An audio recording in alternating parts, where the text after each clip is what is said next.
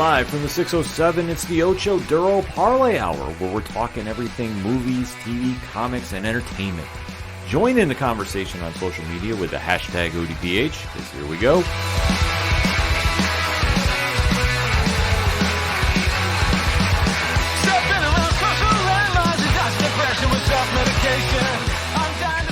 Welcome to an all-new edition of the ODPH podcast, better known as the Ocho Duro Parlay Hour. What's happening, everybody? Thank you so much for joining us this week. My name is Ken M. Joining me in studio, as always, you know him. He's the co-host. His name is Padawan J. Hello, hello, hello. Folks, we have a lot to talk about in the land of movies, TV, comics, and more. You are tuned into the entertainment edition of the ODPH, and we definitely want to interact with you. So swing on over to odphpodcast.com, join the conversation on the social media accounts, check out the directory. Pat, how many providers are we on right now? 112,000. Sounds about right to me. Parlay Points blog section, new stuff going up there every single day, it feels like, and there's a lot that is coming, especially the Dre Driven vlog is blowing up right now on our YouTube channel. The classified section, which has friends of the show, such as 3FN Podcasts, organizational links, supporting Black Lives Matter, voter registration, and so much more.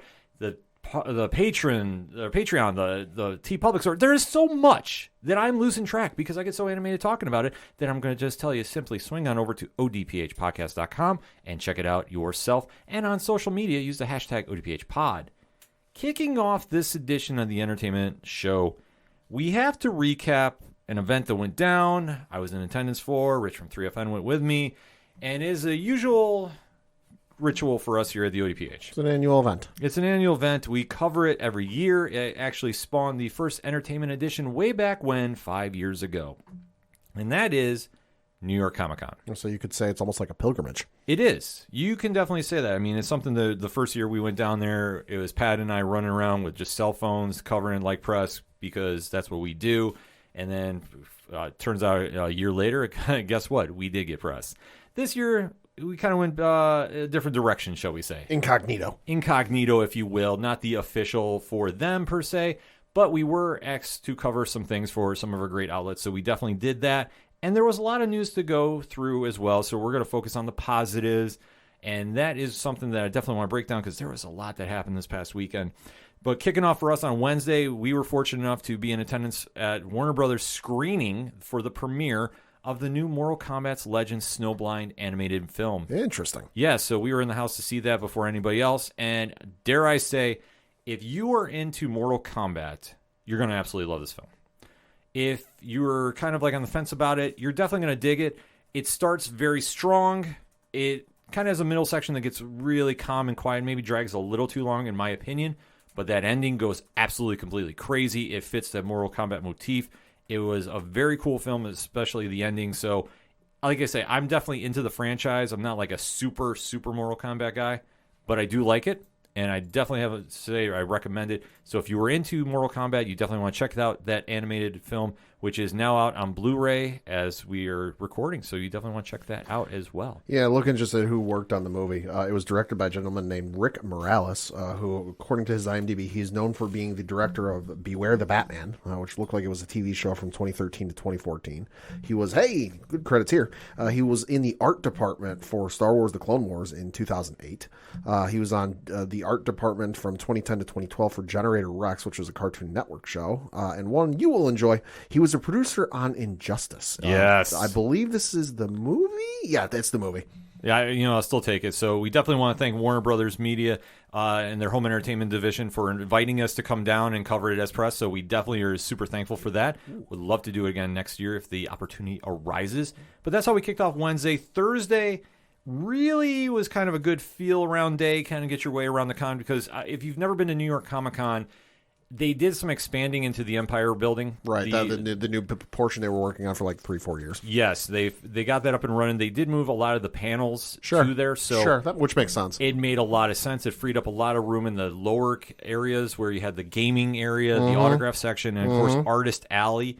And we took full advantage of that. I got to meet some of the writers that we cover here on Parlay Points. and definitely had a great conversation with Kyle Higgins and Ryan Parrott. You know them from Radiant Black and Rogue Sun, respectively. Had a very good football discussion with Ryan, too. Ken talked about his love for the Miami Dolphins. Oh, my. Well, Ryan is a big Miami Dolphins fan, and obviously we've had a little back and forth on Twitter about that, me being the diehard Buffalo Bills fan, but it was a great conversation. Definitely we're talking about Rogue Sun, and obviously Mighty Morphin Power Rangers 100, which came out, was the first customer that he had to sign. Oh, okay. Ever since the book came out, he's nice. like, this is the first time I've seen the book, so he was super animated to do it. Great conversation. Can't speak highly enough about Ryan. We are working on a date that he is going to be coming on the ODPH to talk Rogue Sun, which I can't recommend enough. It is a phenomenal series spiraling out of the Radiant Black universe.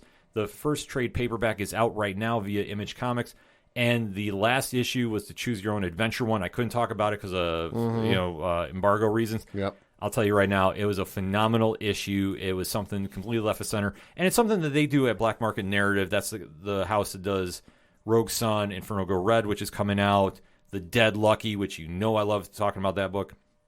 Like, they do so many cool things, especially Radiant Black just had a very special issue with issue number 18 where they did the fold out and the 4 panels going across. Yeah. They have a special edition where it's just a gatefold and it tells the entire story going folding out. Like, they do so much cool stuff at that house. I recommend all the books because they really are just pushing the envelope as far as creativity and marketing on stuff. And if you ever go into their Discord is spot on too. Love hanging out in there. So, like I said, started a great conversation there. Met up with David Pepos, who we know from Savage Avengers. He's actually doing a 2-part story for Fantastic Four right now. Ooh. Sue Storm is basically filling in the role of John McClane in Die Hard. Oh, Jesus. In the Baxter Building. It's a that's great, awesome. Part 2 comes out this week, so I recommend picking that up. So caught up with him for a little bit, and caught up with Stephanie Phillips, who is the writer of Grimm for Boom Studios, Beatrix Rose, Vigilante for Comixology, We Only Kill Each Other, which is a great Comixology story that I covered early in the year. She was amazing. Can't speak highly enough of her. Just, had a great conversation about Grimm, which I can go into full detail about. I do hold it back on the podcast a lot, but it is up there as my new favorite series of 2022. It is that damn good. I know they just wrapped up their first arc. I recommend as soon as the trade comes out, because the first few issues are very, very hard to find right now. Really? Oh, yeah. It's been flying out of the comic stores, and rightfully so. It is such a creative story that just you will get hooked issue 1 and you'll be locked in for the entire series run. And like I say, they're just ready to start the second issue or second arc. And she was telling me she just got the art from Flaviano, who is just doing some amazing things in this book. And she's like, you are not ready for what's coming out for that. So I am super excited to check that out when it comes out. And like I said, definitely would trying to make it happen that she'll be coming on the podcast to talk about Grimm and Beatrix Rose and everything else, because she does fantastic work. Next up on the events that we were covering, a Super Mario Brothers trailer dropped. Yes, it did. So obviously this one had a lot of buzz going into it. Chris Pratt doing the voice. Yep. Jack Black crashed the panel. Yep. Jack Black also involved is Charlie Day as Luigi, which is phenomenal casting in my opinion. So Pat, I know you weren't in attendance for it, but what did you think of the trailer watching it? Well, first of all, Nintendo, step your game up. I had no idea they were even doing a panel about this in New York. I just knew the trailer was dropping on Thursday because there was a buzz on social media about it. I got home from work. I got home from whatever I was doing. I think it was at the gym that day. And I was like, oh, hey, they're doing the live stream for the trailer. And it was over, so I rewound it a bit on YouTube, and I was got to a point where I'm like, all right, nope, that's too far. Nope, here we go, just right. And they're talking, and it's with some folks from New York, from the United States, because it was like a whole pre-recorded thing, and they were talking to folks from Japan, and they're like, oh hey, let's show the trailer for everyone online and our friends in New York. And I was like, wait, they're doing a thing at New York about this? I feel like there would have been a little more fanfare about this. Had not even heard a word about this. So Nintendo, step your game up. I gotta say, I think for some of the panels that they did at New York Comic Con, just my opinion, and this isn't meant to be a slight, I think some went very low key under the radar. And for me, I'm somebody that studies that whole panel list when it comes out. In years past, we've done an entire episode devoted to breaking down each day. This year, obviously, we didn't do it because we weren't doing official press, but we wanted to cover the stuff that we were going to be in attendance for. So this was one that when we saw it for the registration, like, this one jumped out because I had no idea what was going on. And then yet alone, we had the panel goes down. saw the trailer and thought it was solid. Like the trailers. Okay, Jack Black. So the cast list for this movie, if you haven't heard, is insane. This movie is coming out. When is this coming out? Some point next year, 2023. It's expected April 7th. So it's, as we mentioned, it's got Chris Pratt playing the voice of Mario, Anya Taylor-Joy playing Princess Peach, Charlie Day playing Luigi, Jack Black playing Bowser, Keegan-Michael Key playing Toad, Seth Rogen playing Donkey Kong, Fred Armisen playing Cranky Kong, Kevin Michael Richardson playing Kamek. Then you've got Carrie Payton, who's a very well-known voice actor, playing the Penguin King. And I will say, and for what it's worth, you got Charles Martinet is listed in the IMDb credits, so he is the voice of Mario, has been the voice of Mario for like 30-something years, 40-something years, whatever it is. He'll have a role in the movie in some capacity. The animation looked good because it's from Illumination Studios, so it's the same crew who does, the Minions movies, the Despicable Me movies. So the animation looks phenomenal. I know people are talking about Mario's backside, but yeah, whatever. But the animation looked good. Jack Black as Bowser is phenomenal. Like his voice as Bowser blew in the trailer, blew me away.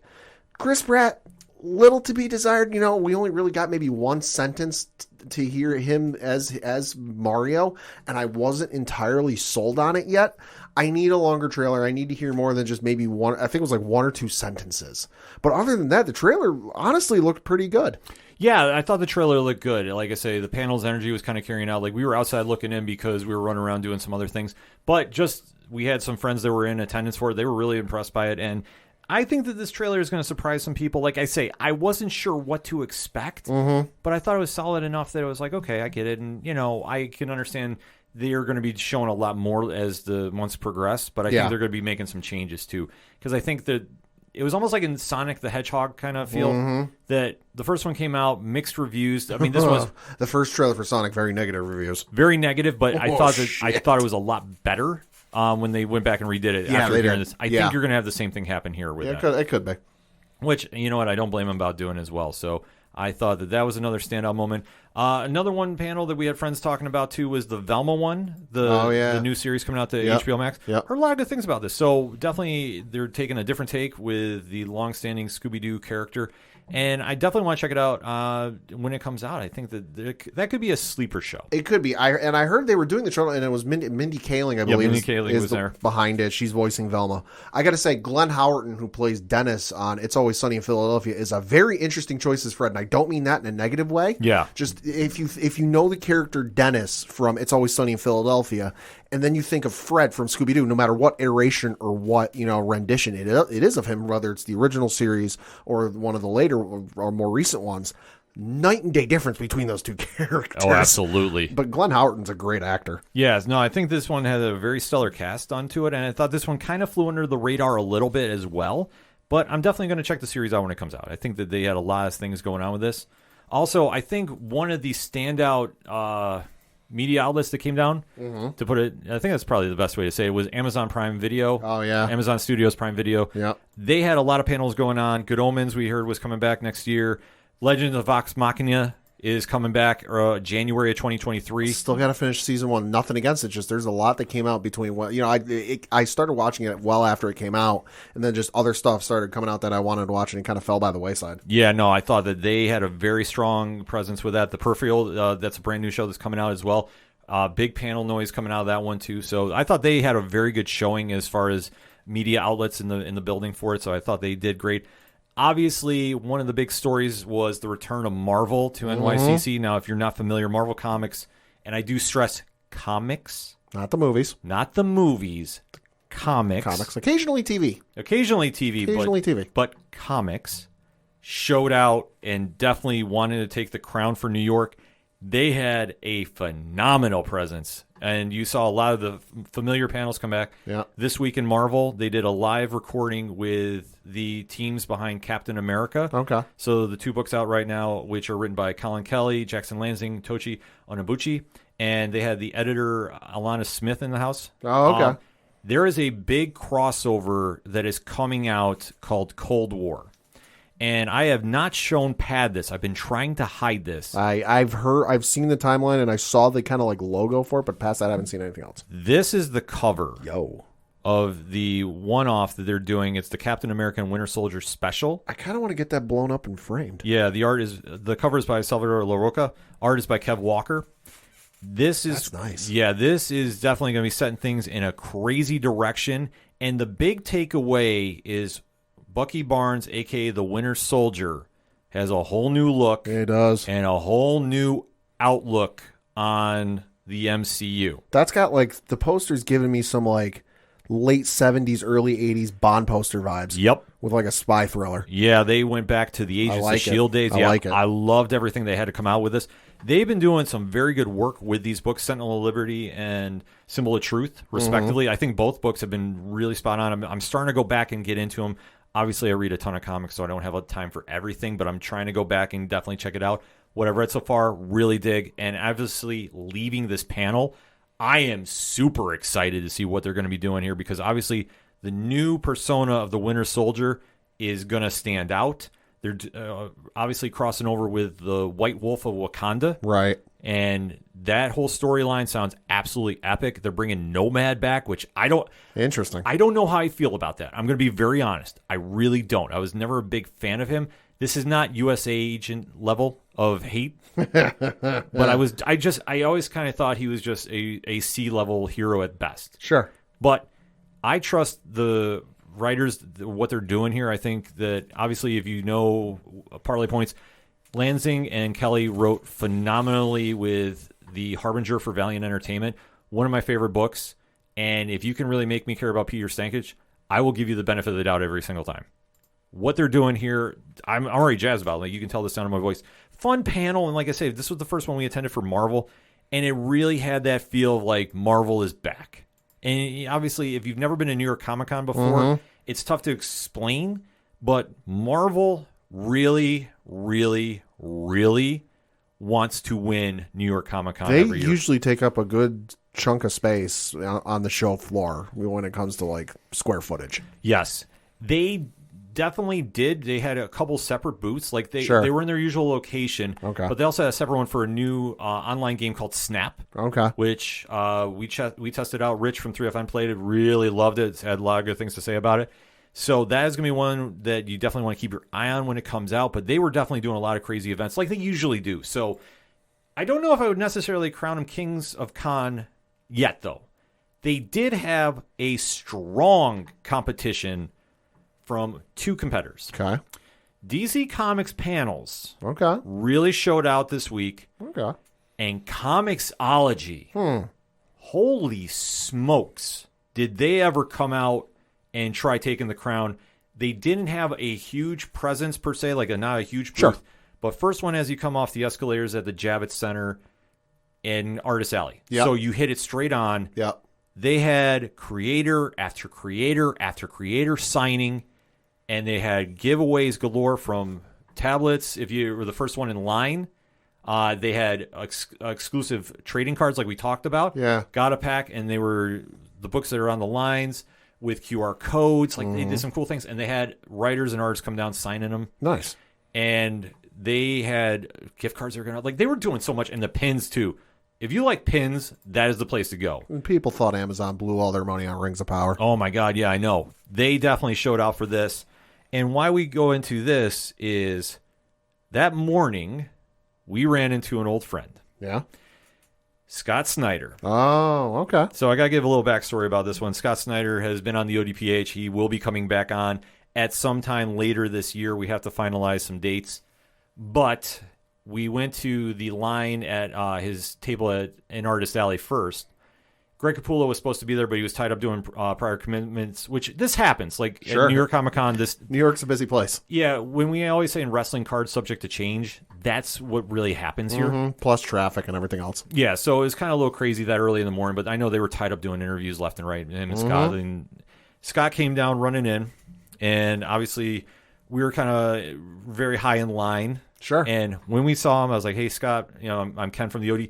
Didn't even let me finish. He's like, dude, thank you so much for all you do. Like, he remembered, he heard the voice. That's awesome. Talking with him, definitely was doing some signings.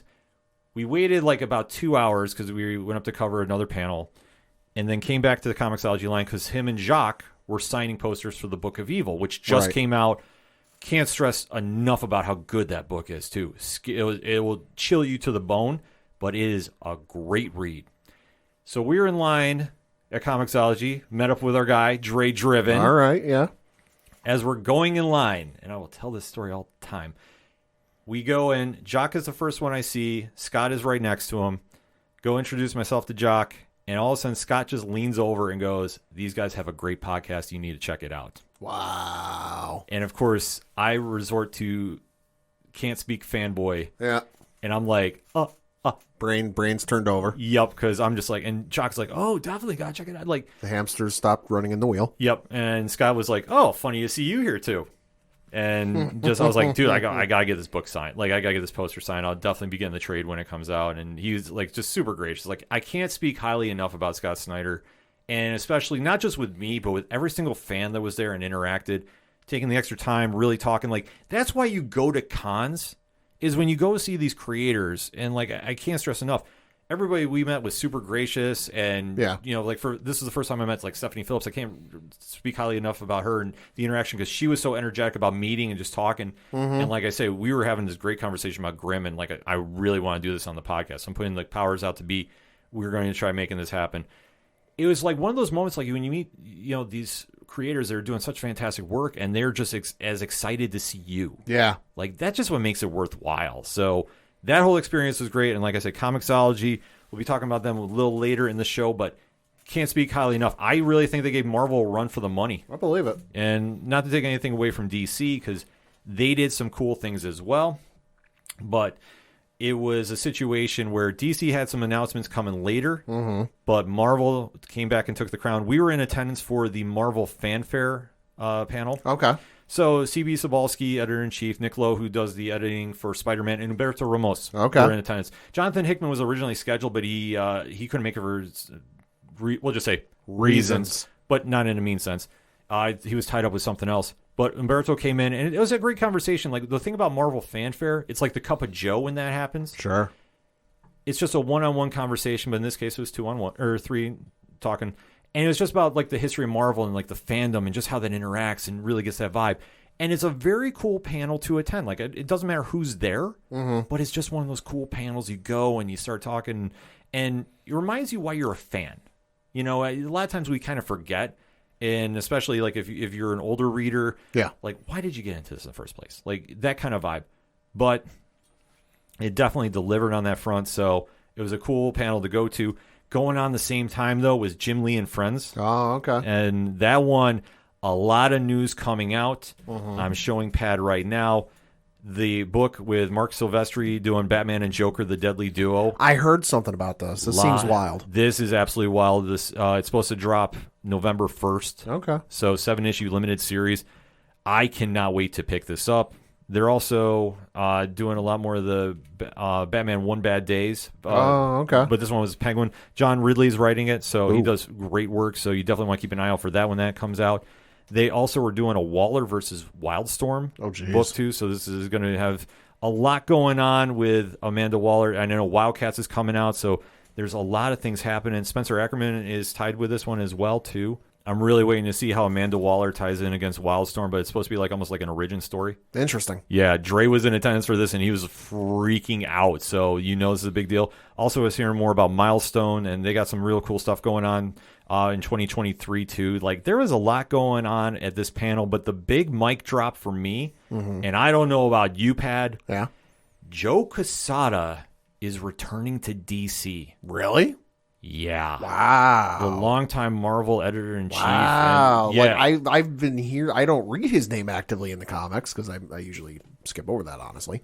I hear his name a lot because he's always mentioned in all of their audio drama podcasts. Yeah. Wow. And here is the covers of the Batman books he's working on. Interesting. Right now, which it's slated for Batman 131 and 132 respectively. So that's huge news. I mean, we know that Joe Quesada has worked with DC before, and then he went to Marvel, and like we said, he's former editor-in-chief. So this is a big deal. Obviously, when he stepped down, we knew he was going to be doing something, and this is huge to see him back on the covers. This is some beautiful artwork, too. And like I say, this is a huge win for DC, so they had some big wins going on this day as well. But there was one panel that kind of overstood everybody on this day, and that is Batman, Spawn. Okay. Todd McFarlane, Jim Lee, Greg Capullo in the house talking. Talk about a who's who of comic writers. Yeah. The artists, dude, these are the three legends. Three legends. Yeah. And the fact that Todd McFarlane came in, was given a lot of information. Spawn movie is still on the way. I was playing us some voicemails from Jamie Foxx. Oh, jeez. So, and Jamie Foxx is like with us until the end. Oh, I believe it. And you can hear the hype in his voice too, so it got everybody hyped. But the big deal was they released the cover images for the Spawn Batman crossover, which is coming out December. Mm-hmm. And it's going to be released same day as the comic shops and Barnes & Nobles as well. Interesting. The only time that they've done that, I believe, is Detective 1000 and Action Comics 1000. Right. They don't do it often. Todd McFarlane is shooting a shot. Okay. He is claiming this will be the #1 selling book of the century. Okay, a little early to say. Of the year? Maybe. Of the decade? Maybe. Century? Looking at the date, it's a little early. He's shooting that shot. He said about King Spawn came out and sold 500,000. Sure. Which I'll be honest, didn't see that number coming. Yeah. And I'm not... Yeah. Because in my head, Spawn, obviously been around since the 90s, has cooled off significantly. Sure. Still a big book, still making moves. popular. Yeah, still popular, though. But the fact that it dropped that much, I was like, are you kidding me? That's wild. That freaking blew my mind. So he's saying he did not say the number it had to hit, but he was saying you factor in Spawn did this with King Spawn. Yeah.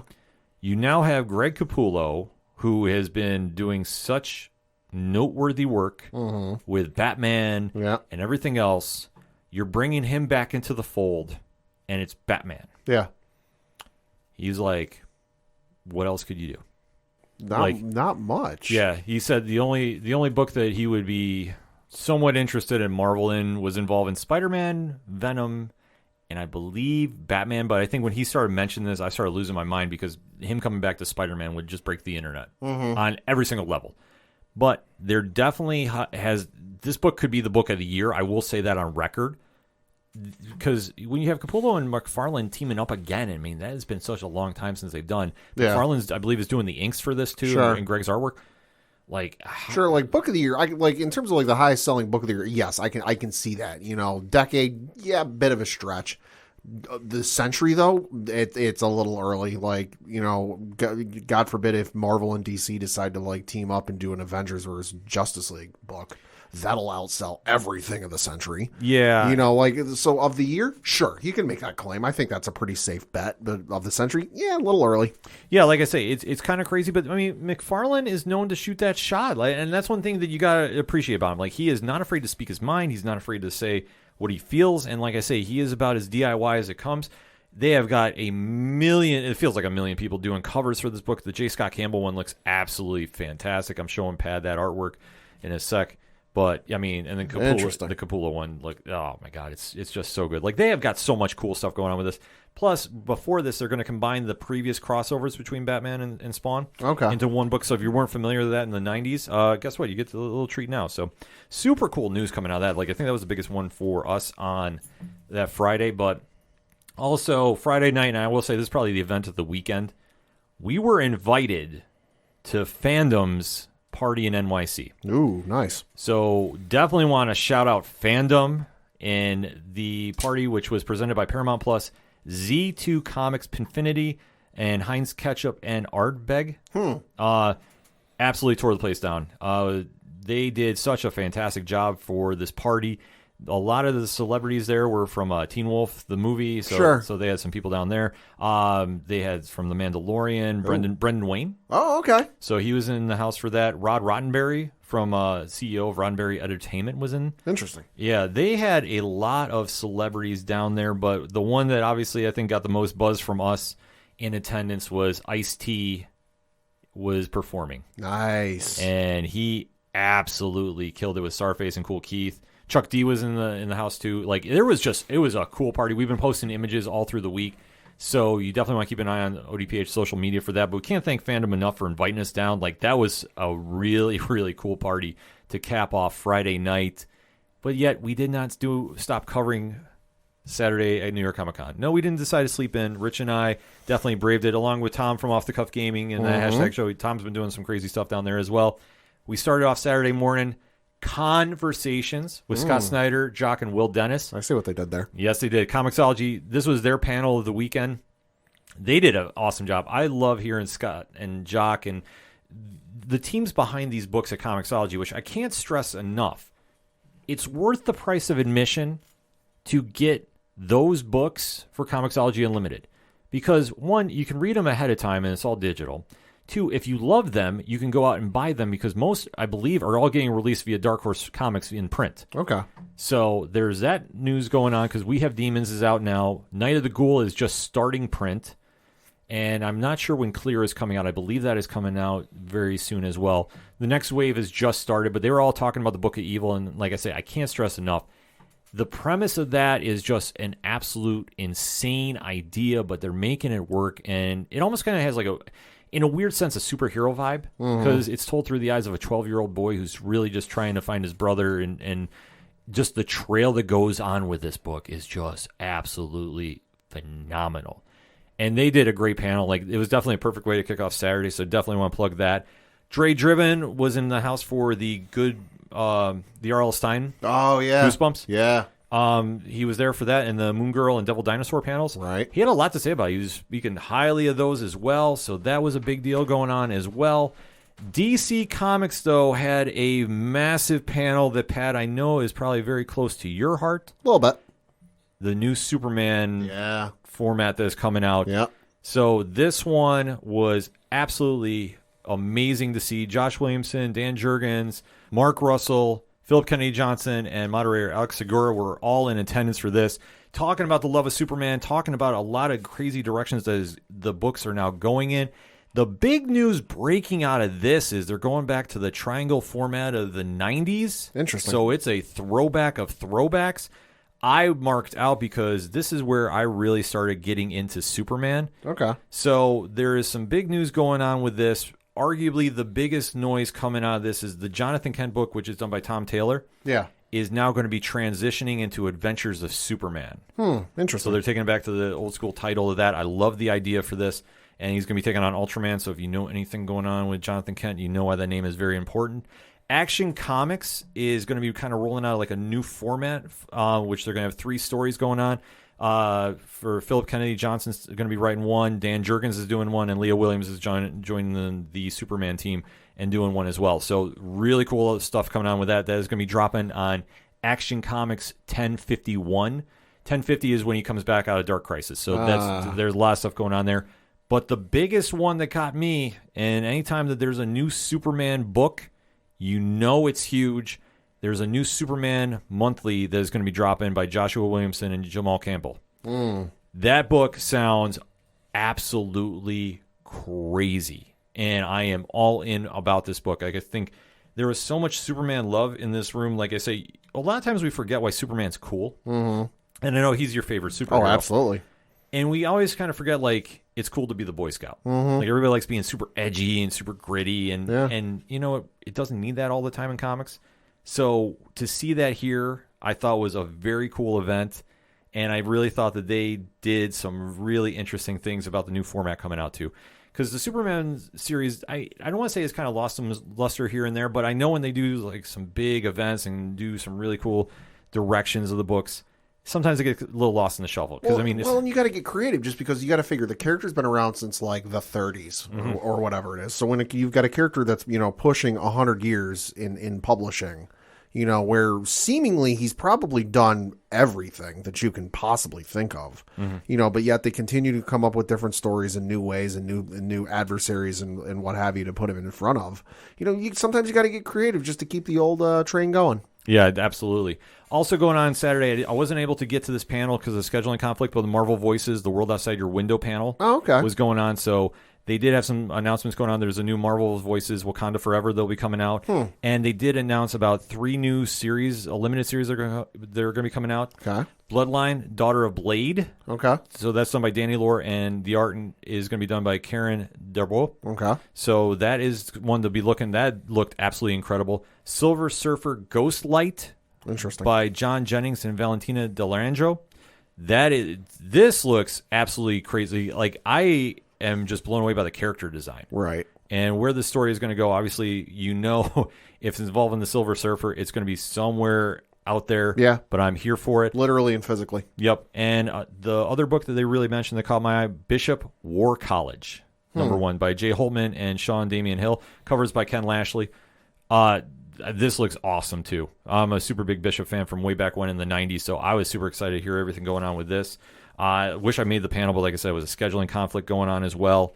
And then we had Marvel's next big thing. Like I say, they showed up for this. And to sum up, they actually released their news like the MCU. Okay. There is a comic slate of events going on.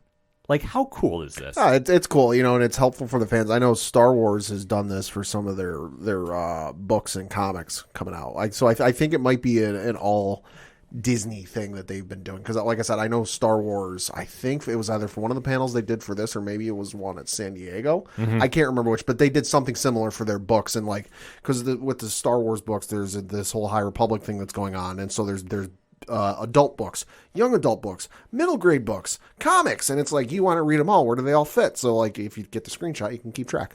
Yeah, I definitely think so too. And I thought it was really cool they did this because they had a lot of news breaking about this. Avengers Assemble is going to be Jason Aaron's swan song to the Avengers run he's been on, and that's nearly 5 years. It feels like yesterday with him. Yeah. He just left Thor and did Avengers. But they're going to be tying that in. I can't wait to see what happens there. The one that really caught my eye, though, was Dark Web. And that is Madeline Pryor and Ben Reilly. Oh, your favorite person? I know. It's clones taking over the world here. So Chasm and the Goblin Queen are going to be taking on Spider-Man and the X-Men. And this looked crazy. They did have a little animated video for it. And it looked absolutely just insane what is going on here. So I'm definitely excited about that. Also, there's going to be a Gold Goblin coming out that apparently Norman Osborn has now gone to the Power of Good. Yeah, Pat. I buy that for about as far as I can throw it. I'm not stuttering about that when I said that. I don't think it's going to last very long. And I don't mean that for it's going poorly. They had to reverse direction. No, I think it's a means to an end. It's going to be something about that is just going to absolutely blow some people away. And like I said, the cover image looks amazing. He's flying by. It looks like the high-rise building. I want to say the Empire State Building, but it's somewhere where windows are, and you can see the reflection of the Green Goblin in the mirror of the gold. It's just such a cool image. A new Red Goblin book will be coming out too, and Hallows Eve is coming out as well too. That is one that everybody is really talking about. She should be the next big thing from Marvel. Erica Schultz and Michael Dowling are going to be doing the book in March, and this has got one that everybody was super amped up about. So. Definitely want to keep an ear out for that. Apparently, it's a character that's already been in the MCU for a little bit, so whatever's going to happen there is going to be something to really, really keep an eye on for. And then they go to the Sins of Sinister. So this looks like they're going to tie it back into the days of Age of Apocalypse. So they did announce that there was a few titles that are going to be switching over, Legion of X is going to be switching over to Nightcrawlers. X-Men Red is going to be switching to a Storm-led team book. This one, I'm not sure exactly where we're going to go with it. And then you have Immortal X-Men are going to be becoming Immoral X-Men. Oh, boy. And basically it's what Sinister has done in this entire new age of the X-Men is coming back to haunt them. So, of course it is. But it looked fantastic, though. I mean, that's the one cool thing about this is the fact that they're going that route is going to be something insane. Storm and the Brotherhood of Mutants, that's the name of the book. I knew it was super long, but that's what's going to be taking over for X-Men Red.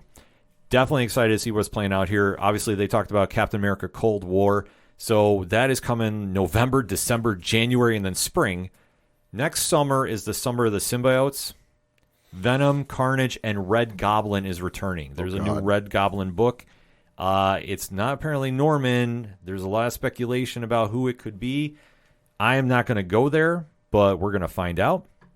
And then last but not least, and this is the one that Jerry Dugan, the writer of X-Men, was in attendance for, and basically entitled The X-Men Have Been Winning a Lot. It's time for that to change. Fall of X next summer as well. And it just sounds like Kuroka is done.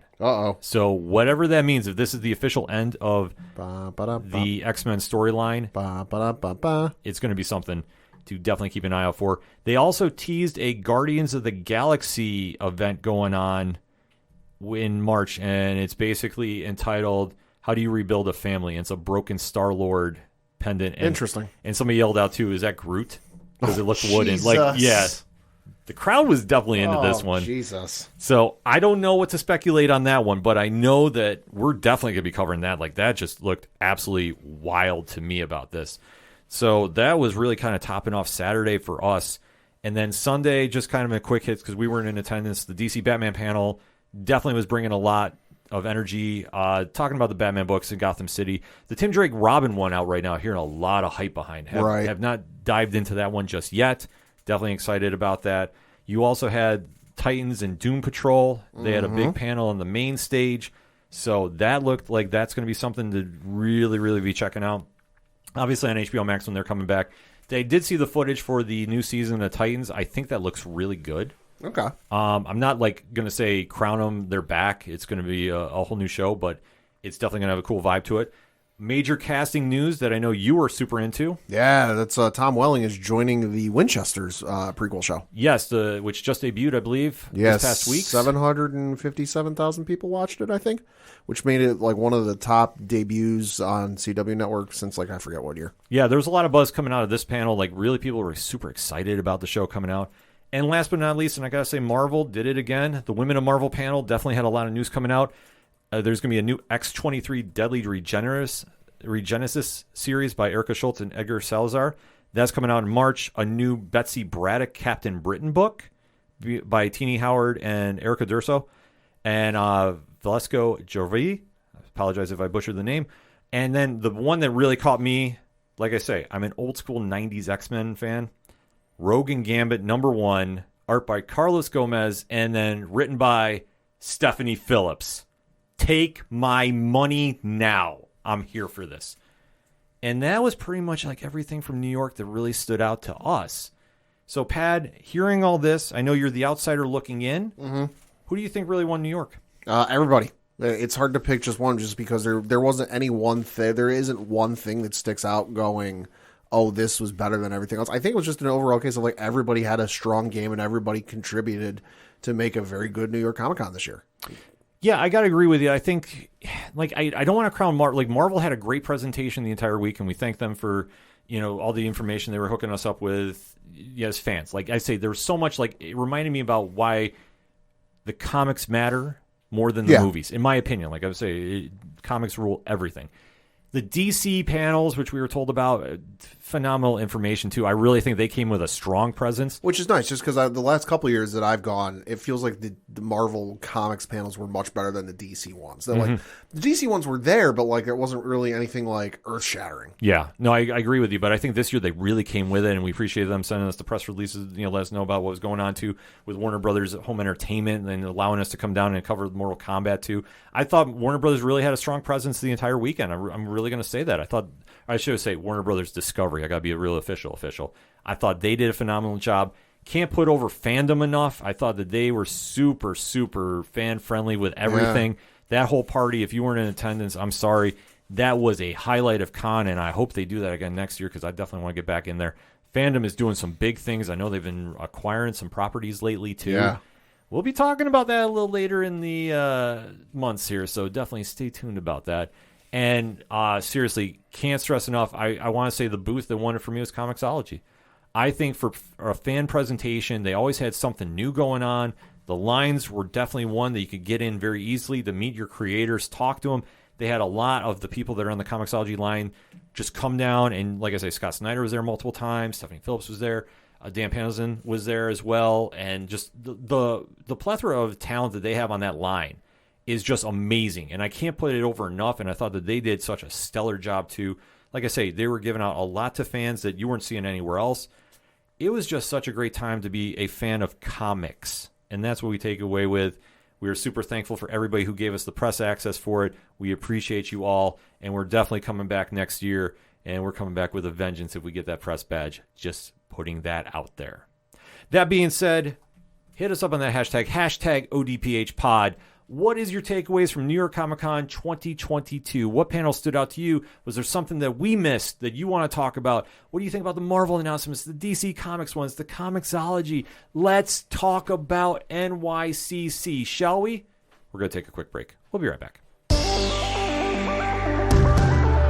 Hi, and welcome to The Caption Life, a show for the most casual and dedicated fans of comics and a member of the Comic Watch family. I'm your host, Sean. Join me and discover what the world of comics and graphic novels have to offer.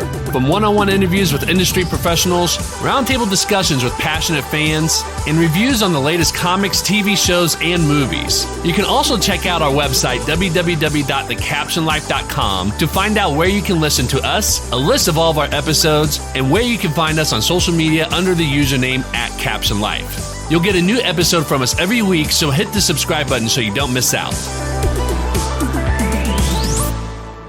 Coming back for another segment on this edition of the ODPH podcast, and it is penultimate time.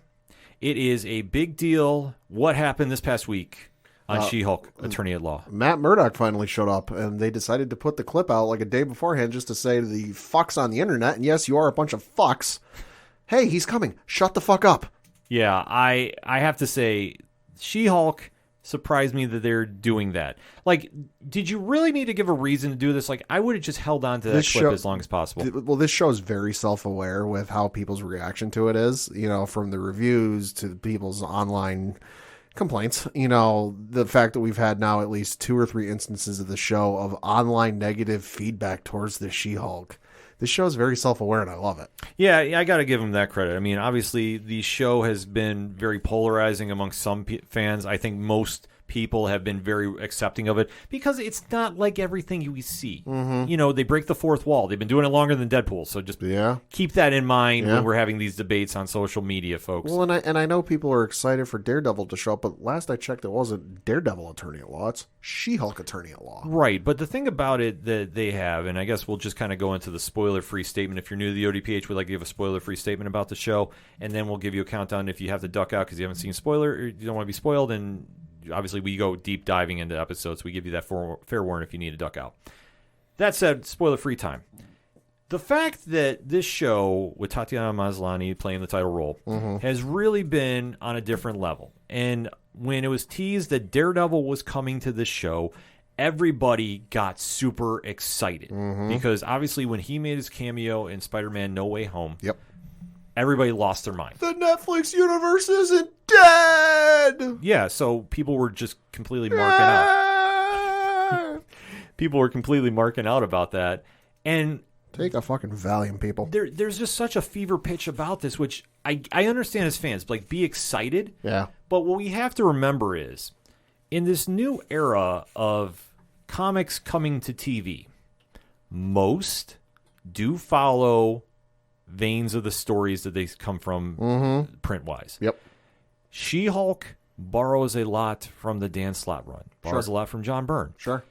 It is not meant to be what you saw on Netflix, and obviously seeing Daredevil appear, we weren't sure what version we were going to see. Well, and that's the thing, too, is like, with the comics, there are certain characters who like to cross over with other characters a lot. And given the fact that, Jennifer Walters and Matt Murdock are both lawyers, ergo, you will see them cross over in the comics a lot. Hey, it's part of the job and it's part of what they do. They don't cross over every single fucking week. Yeah, exactly. Or every month or whatever, however frequent the issue may come out. You don't go 6 straight months of She-Hulk comics with, however many issues of Matt Murdock showing up in every single issue. Like, it just doesn't work that way. Yeah, so it is something that fans need to recognize, and I know that everybody's super excited about the Daredevil cameo that was teased from before the series aired. We finally got it because Marvel, like you touched upon, released the clip out a day before. So everybody was going to tune in, and I know they wanted to silence the naysayers. Yeah, I guess that's a nice way to put it. That were freaking out because Daredevil hadn't appeared there yet. It's only got 2 episodes left. Why isn't Daredevil showed up yet? It's fucking She-Hulk, not Daredevil. Exactly. And if you've been watching the show, you knew he was coming at some point. They teased it enough. So we finally got that episode. That said, you want to just go right into spoilers? Yeah, sure. All right, so in 3, 2, 1, Pad, what did you think? Thought it was a good episode. Finally got to see Daredevil, which was exciting to see. I know some people are pissed because that's not my Daredevil. My Daredevil is super serious and brooding and evil. But fuck you. I thought it was a great episode. I thought it was fun. I'll say this. Oh God, the actor who plays him. I'm blanking on Charlie Cox. Thank you. Charlie Cox and Tatiana Maslany have great chemistry together on screen. Oh my God, yeah. Like a freakishly good amount of chemistry on screen together. So I would like to see them in things more together, just because they pair really well together. But the episode was really interesting, and to see where they go next week, because they have released a clip. I won't give spoilers of what it is. You don't really get the clip. There's a clip online. Yeah, I've been ducking it because I don't want to see it. Well, you don't get much from it. It's one of those clips like, okay, given how the story has been going, you're like, okay, I kind of saw this coming. To see where they go with this, it's going to be very interesting. Forget Daredevil. We got Leapfrog. I know Mike. We got jet fuel. I know Mike and Zach from the Multiverse of Badness marked out, and they deserve their flowers because they have been campaigning for Leapfrog to make an appearance in the MCU. Salute to you guys. And by the way, if you're not following their podcast, you need to, because it is one of the most badass podcasts you're going to listen to at any given time. I'm just going to say Marvel or Twitter or whoever's involved with creating the emojis next to the hashtags, missed opportunity to not make one for him. Oh, it's coming. There's no way. I know those guys will be campaigning for that, and we are going to co-sign on that. Because this episode kicks off with Jennifer Walters having to represent the one and only Leapfrog, who we're not sure exactly, is he trying to be a vigilante? Is he trying to be part of the crime spree? Because as he tries acquiring the funds from two robbers, as it appears... Well, I think it's not even trying to acquire the funds. I think it's just he's trying to take advantage of the whole superhero thing. It's the popular avenue of work, I guess you could say. A lot of people are jumping in on it. It's like YouTube in the early to mid 2000s. He's trying the whole thing. He's going to stop a robbery. He shows up and he's got, I don't even want to say a modest amount of, martial arts skills. It's like, beginner's level of martial arts skill. He can do some kicks and he can try to do a flip. It's not very successful, but he tries to stop these two robbers who basically he does these shitty karate moves or martial arts moves. And they basically look at the guy and like, who the fuck are you? It reminds me of that old Nas commercial. You see the guy doing all the karate flips, whatever, and then he runs at the guy and then he gets knocked out. It's kind of like that vibe, which, Brendan Staley, who played Leapfrog, he did a great job. Hammed it up, man. Kudos to you. And, yeah, he only gets stopped because his suit, the boots don't work. Well, so he's getting his ass kicked, and he's like, and I think at one point he even yelled tactical retreat, because he's laying on the ground on his back, and he goes, tactical retreat. So he presses this button on his suit that activates these jet boosters around his ankles. And he goes sliding off backwards, and he takes off into the air a little bit, and then he catches fire and crashes to Earth. Yes, it is one of the most epic scenes ever. I was dying laughing when this happened, because it's just so over the top. Then again, so is the villain of Leapfrog, or Frogman, however you want to define him. My God, did they pull that off, though? It's not even a B-list hero. It's like C or D. Oh, it's on that bottom shelf of bottom shelves, man. But there's just something about those old school Daredevil, Spider-Man villains from the 70s. It's like if you call a hotline, like you need a superhero. Oh, hey, I need some help from a superhero. And like he shows up. It's like, really? Can we get anybody else? Like Squirrel Girl? Like even Batroc the Leaper? Like, can we get anybody? I was hoping we got Stiltman. That was the only thing. I'm so pissed we haven't gotten him yet. Like that is my all-time D-list of D-list. There'll be a reference at some point. It's got to be. But then he decides to take the maker of said suit, who we find out is Luke Jacobson, played by Griffin Matthews, the tailor of She-Hulk, to court for faulty equipment. Well, and so because he's a quote-unquote superhero, he goes to Jennifer Walters' law offices because they have a superhero division. I'm willing to bet they're probably one of the only ones in Los Angeles who have a superhero division. Facts, I'll give you that. They haven't said, but it's pretty easy to draw conclusions here.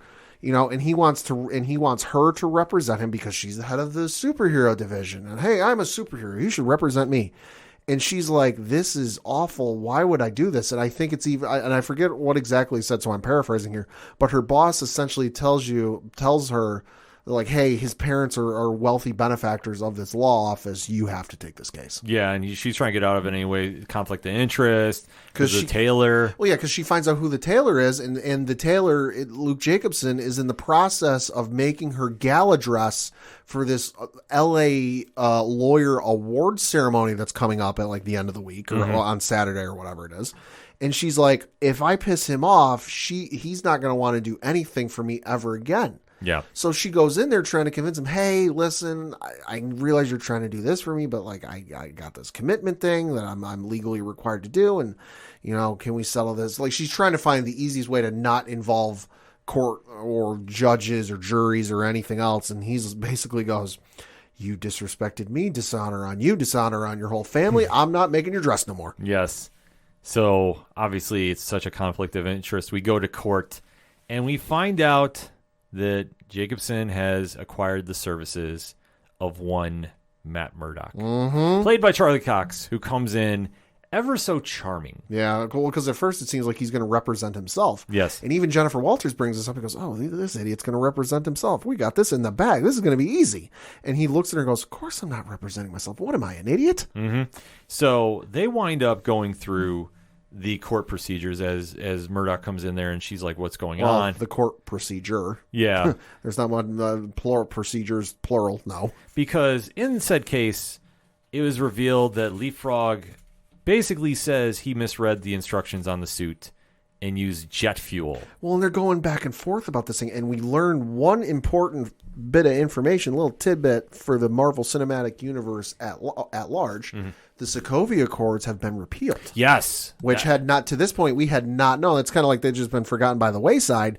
We have learned that the Sokovia Accords have been repealed, so now superheroes and heroines can act with more anonymity. Yes. It's a wild thing that they threw in, but it was very quick. But great catch on that, Pat. Yeah. Because when this happens, obviously, he's now made himself guilty.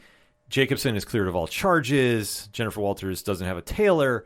Later, though, she does get a phone call from a very paranoid and distressed Leapfrog, yeah, who is screaming that somebody is after him and he needs her help. And she's like, I'm being chased. And did he call his car the Ribbit Mobile? Or am I making... Yes, he did. Okay, I wasn't sure if I was making that up in my head. Well, we forgot to even mention he has the most badass catchphrase, "Rip it and rip it." Oh, title of the episode. Yeah. So Jennifer Walters goes to help him in She-Hulk form and does see that his car is completely speeding out of control. She makes a quick save. An assailant goes off the top of the car, and lo and behold, in the classic costume from his origins, we have Daredevil. Yep. In full yellow and red. Mostly red. Regala, yeah. And there is some great banter back and forth. Yeah. And during this whole spiel, there is one thing that stood out. This is not going to be a brooding Daredevil. Nope. By any stretch of the imagination. Charlie Cox knows how to smile. He knows how to smile, and this is a credit to his acting ability, because he could have gone back into Netflix mode, which they did play the music. They did. We need to remember they did play the old school music. They did. He switched the character persona to, in the comics, the easiest way to describe it is it's the Mark Waid and Chris Samney run. Sure. I am fucking here for it. And I know this was pissing people off that he wasn't the dark, brooding, serious Netflix character. Give it a fucking chance. You might end up liking this. Variety is the spice of life, folks. Mm-hmm. I as much as I enjoyed the Daredevil show, and I love the Daredevil show, I like this rendition of it just because not everything has to be, 60 minutes of brooding, serious, woe is me with Nirvana playing in the background. Yeah. This was nice to see. I like to see him crack a smile and show some, color in his life. This is something that in the comics we don't see that often, but when it's done, it's Sure. well, because we have to remember, like, when he first started out in the Stan Lee days. Sure. He was more charming, swashbuckling. Sure. I don't want to say happy-go-lucky, but let's be honest. It wasn't as dark and brooding as it's been. Now, when Frank Miller took the book over, I really think it hit its grit turn. And there's nothing wrong with it. The grit turn was nothing absolutely bad. Sure. But I think that you have to write Daredevil one of two ways. Either you make him dark and brooding, or you make him a swashbuckler. Seeing this incarnation on screen, I thought was refreshing. Yeah. I was super excited about. Oh, me too. Because there are some great stories to be had, and it takes nothing away from him as a character. Right, and that's one of the things I think with this rendition is, as of yet, we don't know. Obviously, he's an established hero. He's got the suit. He's not exactly fumbling with his powers or his abilities. Mm-hmm. But what he's been doing up to this point, we don't know. I would presume that there might have been some major, semi-major incidents, but nothing of the level that's like, holy shit, half of New York is in danger. Yeah. So presumably it's just kind of been some low-level stuff, some organized crime back in New York, but it's nothing crazy. So you think about it, he's gone from just like, oh, I'm the devil of Hell's Kitchen. I'm stopping some crime. I'm breaking up some crime families, and some crime syndicates back in New York too. I'm representing Spider-Man in quite possibly the biggest court case in U.S. court history. Right. And then I'm also going to represent. So that was and then 6 months or more later, because we don't know how much time has passed between No Way Home and this. No Way Home in the fall, this, probably the spring, maybe it's even sooner. I don't know. But so he goes from representing Spider-Man to representing a fashion designer for the superheroes, and then fighting another version of the Hulk. Yes. So he goes from mid-level, even low-level, crime fighting to I'm dealing with Avengers. Mm-hmm. It's a very interesting play that he does, but like we see when he goes and meets up with Jennifer in the bar beforehand, and they kind of have that repertoire before. Like, this is going to be a different Charlie Cox Daredevil than you've seen. Yep. And it's great. It works, and you touched upon the chemistry they have is phenomenal. Oh, it's incredible. Oh my God, yeah. Like, I need to see more of this. Like, and I hope that She-Hulk does a crossover in Born Again. I really do. I could see it. But I think where they really just kind of stride is you do have the lawyer persona, and they're going back and forth, and you can definitely feel the realness there. Oh, yeah. Now that they're both in their superhero persona, we find out that Leapfrog has kidnapped Jacobson, and we find out that She-Hulk wasn't given the entire story. Right. So they have to go make the play to rescue him from the pad, the lily pad. Oh my God! Which his hideout, his lair, quote unquote, has it in giant fucking neon sign on top of a warehouse. I'm not gonna lie, I had Batman Forever vibes. Like Jim Carrey, Riddler, yeah. I swear I was like, oh my God, like, are we going this route? Yeah, because like we said, we find out, Jennifer Walters is like, oh yeah, no, hey, why are you chasing my client? Why are you hunting him down? And he's like, well, yeah, I'm hunting him down because he kidnapped my client. Wait, really? He didn't tell me this? Well, of course he didn't tell you this. Yeah, so the plan, and they work out their thing, okay, what am I going to do? I'm going to be stealth and break in. She's like, it's going to take me 15 minutes to get through this. Yeah, and she's like, I can just smash through. Yeah, so the back and forth between them was fantastic. How he drops in, though.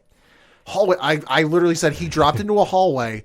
I was watching the episode, and I set up, I did the Leonardo DiCaprio pointing to the screen, and I went, hallway scene, hallway scene, hallway scene. Same. I did the same thing. I'm like, oh, we're going hallway. We're going hallway. Oh, that's such a Netflix staple. Oh, it is. Oh, my God, it is. Agents of S.H.I.E.L.D. too, but God bless it. And you see Daredevil go back into full fighting mode. It's a great scene, so if anybody was worried about this new Daredevil not being able to kick some ass. Only thing I didn't like is it wasn't one continuous shot. My only drawback with that. Yeah, but that's all right. But it was still amazing. But you know what? If they did that, I think it would have taken away too much. Maybe. Like, that's the only reason I think, because you don't want to overshadow She-Hulk when she makes her dramatic entrance and comes in, and they wind up saving the day and obviously beating Leapfrog. And then they wind up freeing Jacobson, who is now going to become her tailor again. Well, and this is all with Leapfrog going to Jennifer and going, what are you doing? You're supposed to be representing me. And she's like, listen, dumbass. Yeah. Here's what you're going to do. And she lays out this whole series of, X, Y, and Z he's got to do. And she's like, because otherwise he's going to sue your ass and you're going to lose. Mm-hmm. It's a great play on. And then they leave. And I guess I'll just remember, I love the one bit, though, where she's telling Leapfrog this. And all the while, Daredevil's fighting in the background. He's giving legal advice. And Leapfrog goes, what is this guy, a lawyer? And he goes, I watch a lot of crime dramas. Yeah, oh, it was perfect. It was perfect. I forgot about that part, but yeah, you're right. It was perfect. But that goes into the humor that you see. And like I say, Daredevil can pull this off. He doesn't quip as much as Spider-Man, but but when he throws them in, they're good. And then they're sitting on top of the roof, and then basically Jennifer Walters is back in the Jennifer Walters form, talking with Matt Murdock, and she's basically like, the chemistry has been there since the beginning, and she's saying, like, how soon do you have to get back to New York? They wind up hooking up. He does the walk of shame the next morning. In costume, which is hysterical. Yeah. I'm sorry. They did it, and I just missed it. I would have loved to see it, like, out of the corner of the screen, like through the blinds on the window. That would have been funny. Yeah, but I mean, it goes to Daredevil's motif, man. He is, I believe the popular term, a himbo at heart. Yeah. I know online has been running with that, so listen, it is what it is. He is a Lothario, if you will. But I digress. We go back to the story. Jennifer Walters is now getting ready to win an award for Lawyer of the Year. Well, so her friend, or Female Lawyer of the so Year. her friend shows up, the coworker, and she's like, "Hey, we got to do your hair. We got to get ready." And Jennifer looks at the screen, going, "Well, wait, why is this episode still going? That we reached a satisfying conclusion for the story for the episode. Unless, wait a minute, this is the second to last episode. We're doing the whole second to last episode thing where it's the plot twist at the end. Oh, we're doing the gala right now." Yeah. And then she goes to the gala. Yeah, she goes to the gala, and then when this happens, it should be a happy moment. The family is there. She's accepting the award. She's giving a good speech, surrounded by her fellow female colleagues. Yep. And then all of a sudden, behind this video wall, you see Intelligica make an appearance, and they're trying to embarrass her completely because with Josh, the boyfriend that she was with, taped them doing some things. Yeah. They're now showing it completely on the screen, and she goes into Hulk rage. Well, yeah, and this is with her coworker, the other lawyer from the office, looks at her and says, "Jen, don't." But then she punches the screen, destroying it, all the while everyone's running out of the building. And she exits the building to an armed SWAT team with automatic rifles and with laser sights all pointed at her. And she puts her hand up and just goes, "Oh." Yeah. Did you recognize who that group was? No. The speculation is it's Damage Control from Miss Marvel. Ooh. I could see it. And that's how the episode ends. I could see, because Damage Control was in the first part of the season, or no? No, they weren't. What the hell were they in, though? They were in Miss Marvel. Oh, yeah. They're the ones they were chasing Kamala Khan. I was trying to remember. I was confused. I wanted to say No Way Home, or Far No Way Home, but no, yeah, you're right. Yeah. Miss Marvel, yeah. Yeah, they're looking for Kamala. So that being said, that's an interesting tie-in if that's true. I did not recognize it, but I was getting hit up on social media saying that's Damage Control. I'm going, wait a sec. Like that's kind of a weird connection here. But now going into the final episode, all bets are off, really. Yeah. Because I think the only thing I think we'll know for sure is we'll find out who the leader is of Intelligica. I think I might have just tipped it off with the name of it because I'm going with what Ron said from 3FN. I think it's the leader. I think this is going to tie into New World Order. Could be. I'm not sure how, but I think that this is how it's going to play in because with that group involved, I don't think this is going to be one and done. No. I think that maybe we'll get lucky and we'll hear about an announcement of season 2 get mentioned. I know that it's been teased about Moon Knight. Oscar Isaac at New York Comic Con did, I guess, tease something about that. So I'm not doubting that the next wave of shows, which we have to remember, this is the third one of that group that came out, Miss Marvel, Moon Knight, and She-Hulk, getting picked up for season 2s. I'm not doubting that we hear something come out of this, but I think for what we're expecting from She-Hulk, I think we're going to have a solid ending. I just don't know where we're going. Yeah, no, it's going to be... I obviously, we're going to try the whole intelligentsia, whatever it is. We're going to have to figure out who's behind all that and figure out that. So I think they might get shut down, quote unquote, for this portion of the season. Whether they make a comeback or not, we'll see. But in terms of, we're at the season finale. We still don't know who the big bad is. So that would lead me to believe we'll obviously find out in the next episode, the final episode of the season. But that leads me to believe this will come back for a second season at some point. I do agree too. I don't have a timetable on. Obviously, there's been some shuffling of the deck of Marvel's film slate, which we'll get to later. We'll get to that later. But there's a lot going on with Marvel. But the only thing we can really say is this episode hit on all cylinders. Great episode. Love seeing the Mark Waid version of Daredevil come in. And if you're not familiar with it, seriously, get on Marvel Unlimited, go to your comic shops, go pick up the trade paperback. It's well worth it. It's one of the best Daredevil runs you'll read, period. And we can have that discussion online. I know one certain Daredevil fan that is listening that maybe, just maybe, we're going to have to get on to talk some Daredevil comics with. So Sean from the Caption Life will be talking very, very shortly about that. In the meantime, though, hit us up on that hashtag ODPH pod. What is your thoughts about this latest episode of She-Hulk entitled Rip It and Rip It? Oh my God, what a name for it. Like, I can't even say it without laughing. Hit us up, let us know what you think. What do you think your spoilers are going into the finale? And let's talk about it. We're going to take a quick break, though. We'll be right back. Has this ever happened to you?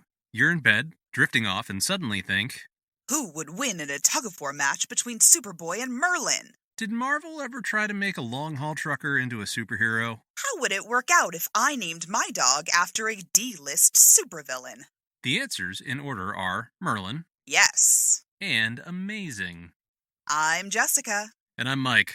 and we host the podcast 10 Cent Takes, a show that looks at weird, silly, and cool moments from comics and how they're woven into the larger fabric of history. Moments like the time Superman shilled for Radio Shack. When Archie got tempted by the devil. Oh, and then there was that time that DC Comics gave a superhero AIDS in an effort to be topical. It's always weird around here, but we'd like to think it's also interesting. So come with us and commit random acts of pop culture archaeology, one issue at a time.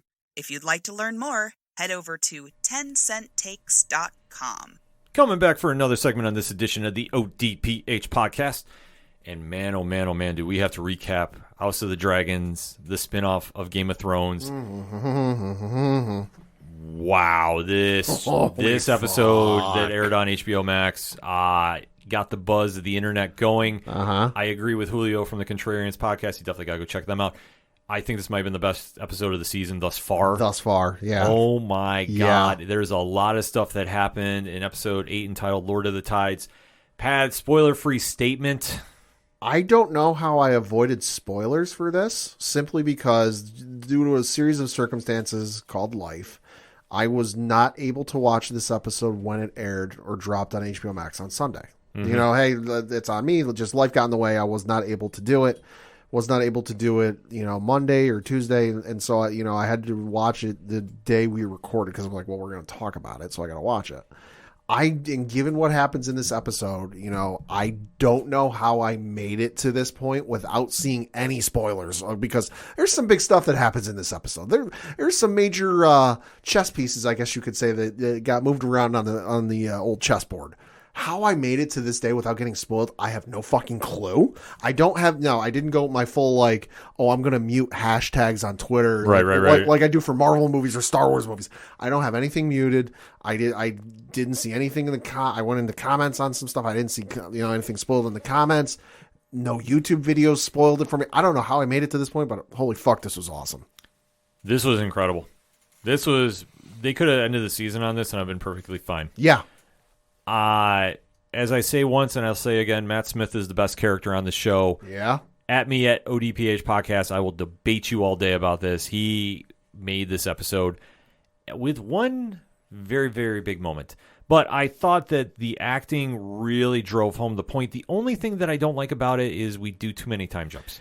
Yeah, thought we were done with that. I did too. I think if you're going to do that, if you're going to really dabble with that timeline, space them out. Take a week off. Because we've done one? We've done at least 4 in the first 8 episodes. Yeah, exactly. I understand that you're on a borrowed time, so to speak. I know the series isn't going past 3 if it makes it that far. Well, according to George R. R. Martin, he says they're going to need to do at least 4 seasons of 10 episodes apiece to get the story done. Really? George R. R. Martin. Now, this isn't confirming this is what they're going to do, but he says if they want to do the story justice, they're going to. George R. R. Martin himself said, and I think they're going to listen to him because given how the fact the last fucking series went. Enough said. George R. R. Martin has said that they're going to need to do at least 4 seasons of 10 episodes apiece to tell the full story. Well, you know what? I'm okay with it as long as the quality is like this episode. I have no problem with this. I think this is the best one they've done thus far. Oh, yeah, hands down. Spoiler-free talk is done. So, Pat, let's get into it. 3, 2, 1. Talk to me. Like I said, outside of another time jump, just because, and having watched it on HBO Max a couple of days later, and I watched the full behind the scenes thing, I understand why they did it. They did the time jump. They, one of the producers said, just to get Rhaenyra's kids up to the age they needed to be, which I'm like, okay, fine, whatever. But the fact that we've had now at least 4, and I could be wrong, so hashtag ODPH pod if I'm wrong. But the fact that we've had at least 4 of these in the first 8 episodes is, a few too many, in my opinion. So outside of the time jump, it was a phenomenal episode. That it felt like, it felt like a powder keg in a room full of gunpowder with the fuse lit and the fuses creeping ever closer to that powder keg, and we were just waiting for it to blow, and it felt like it finally did in this episode. Off with your head. Wow. That moment, which we will discuss, really put an exclamation point on this episode. But I agree with you. I think the time jumps are the only thing that are driving me nuts right now. Mm-hmm. Because you start getting attached to characters and you're really starting to see how everything plays out. And I understand they're trying to cover a lot of ground. I get that. Yep. But I think they can go an easier route to do that. It's just it sometimes gets a little confusing about who everybody is at these stages when they do the jumps, because where we go with this episode, it's now 6 years since the last jump. Yep. No, since the last episode. Or since the last episodes. So things have been moving somewhat quickly.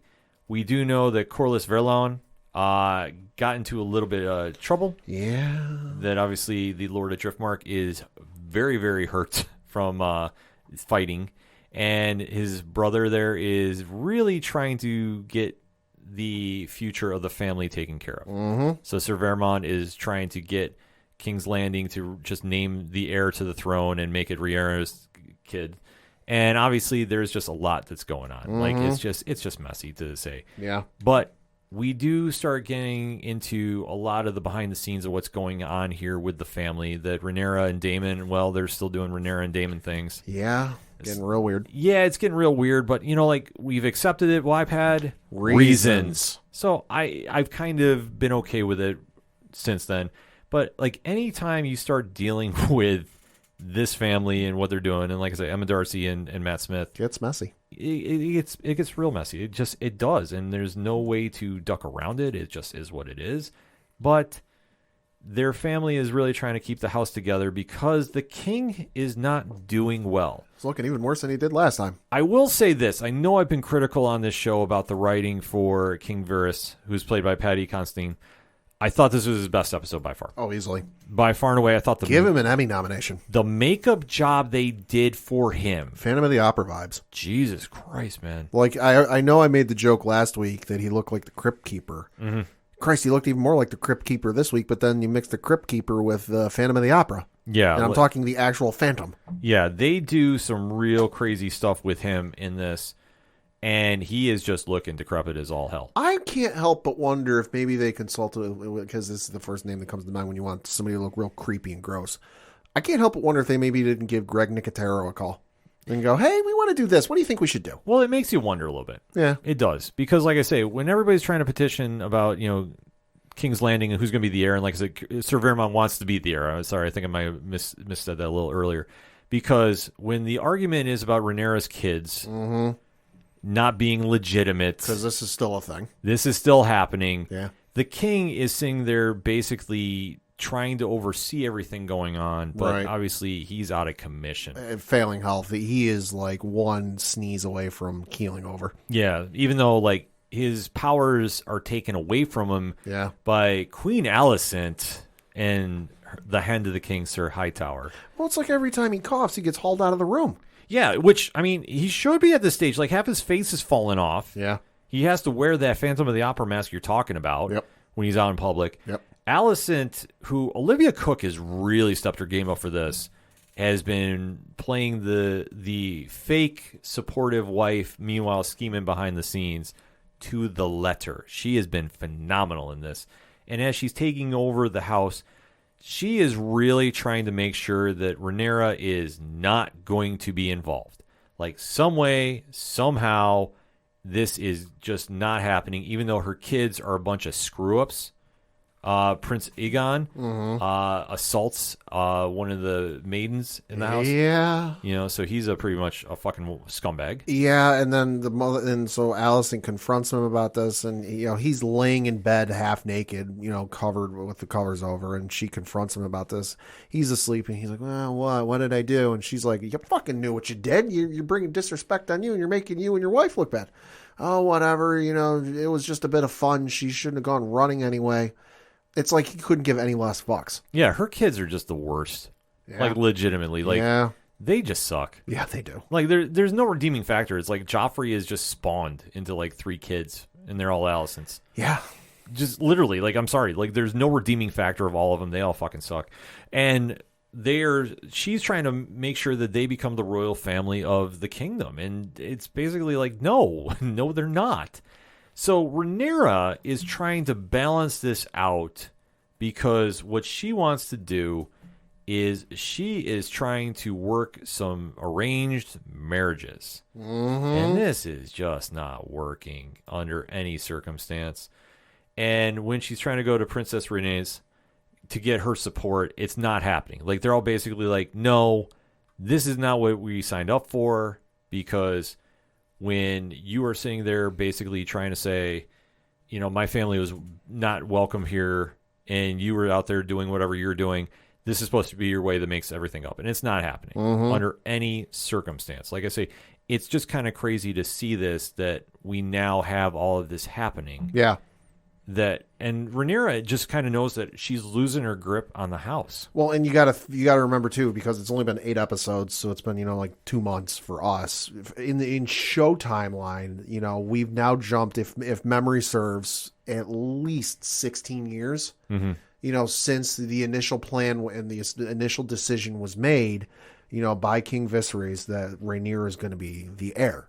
So this has been, the proverbial 16-year waiting game of the cogs to start moving. And now that, Viserys is on death's doorbed, that like, once they mention give him milk of the poppy, I'm like, oh, he ain't long for this world, because that's the thing with the Game of Thrones universe.